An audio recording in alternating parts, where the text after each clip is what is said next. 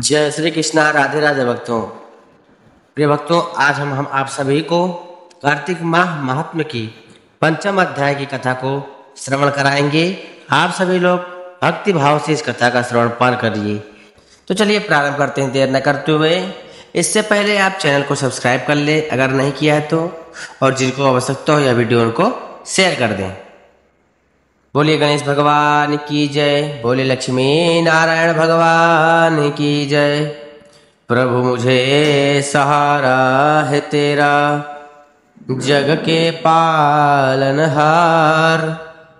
कार्तिक मास महात्म की कथा करो विस्तार। राजा प्रथ बोले, हे नारद जी, आपने कार्तिक मास में स्नान का फल कहा, अब अन्य मासों में विधि पूर्वक स्नान करने की विधि, नियम और उद्यापन की विधि भी बतलाइए। तब देवर्षि नारद जी ने कहा कि हे राजन, आप भगवान विष्णु के अंश से उत्पन्न हुए हैं, अतः यह बात आपको ज्ञात ही है। फिर भी आपको यथाचित विधान बतलाता हूँ।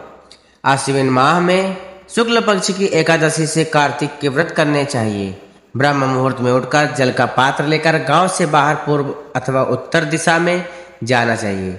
दिन में या सायंकाल में कान में जनेऊ चढ़ाकर, पृथ्वी पर घास बिछाकर, सिर को वस्त्र से ढककर, मुंह को भली भांति बंद करके, थूक व सांस को रोककर मल मूत्र का त्याग करना चाहिए। तत्पश्चात मिट्टी व जल से भली भांति अपने गुप्तांगों को धोना चाहिए। उसके बाद जो मनुष्य मुख शुद्धि नहीं करता उसे किसी भी मंत्र का फल प्राप्त नहीं होता। अतः दांत और जीभ को पूर्ण रूप से शुद्ध करना चाहिए और निम्नलिखित मंत्र का उच्चारण करते हुए दांतों तोड़नी चाहिए। हे वनस्पतये, आप मुझे आयु, कीर्ति, तेज, प्रज्ञा, पशु, संपत्ति, महाज्ञान, बुद्धि और विद्या प्रदान करो।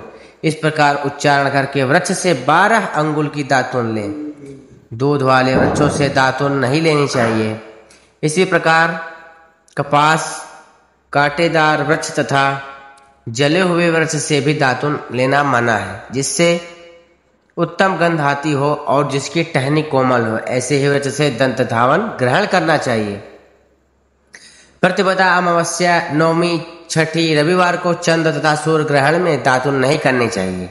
तत्पश्चात भली भांति स्नान करके फूल, माला, चंदन और पान आदि की पूजा सामग्री लेकर प्रसन्न चित्त एवं भक्ति पूर्वक शिवालय में जाकर सभी देवी देवताओं की अर्घ्य, आचमनी आदि वस्तुओं से पृथक पृथक पूजा करके प्रार्थना एवं प्रणाम करना चाहिए। फिर भी भक्तों के स्वर में स्वर मिलाकर श्री हरि कीर्तन संकीर्तन करना चाहिए। मंदिर में जो गायक भगवान श्री हरि का कीर्तन करने आए हों उनका माला, चंदन, तांबूल आदि से पूजन करना चाहिए, क्योंकि देवालयों में भगवान विष्णु को अपनी तपस्या, योग और दान द्वारा प्रसन्न करते थे। परंतु कलयुग में भगवत गुणगान को ही भगवान श्री हरि को प्रसन्न करने का एकमात्र साधन माना गया है।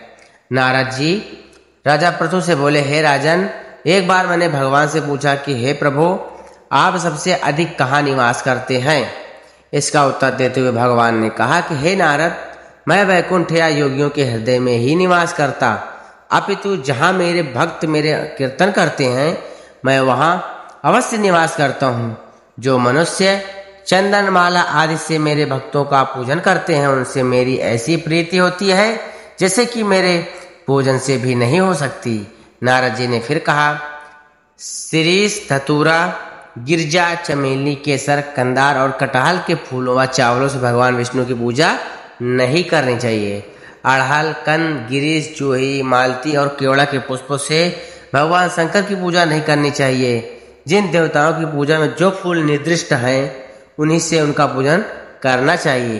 पूजन समाप्ति के बाद भगवान से क्षमा प्रार्थना करनी चाहिए, यथा, हे सूर्येश्वर, हे देव, ना मैं मंत्र जानता हूँ ना क्रिया, मैं भक्ति से भी हीन हूँ।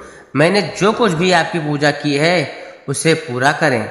ऐसी प्रार्थना करने के पश्चात साष्टांग प्रणाम करके भगवत कीर्तन करना चाहिए, श्री हरि की कथा सुननी चाहिए और प्रसाद ग्रहण करना चाहिए।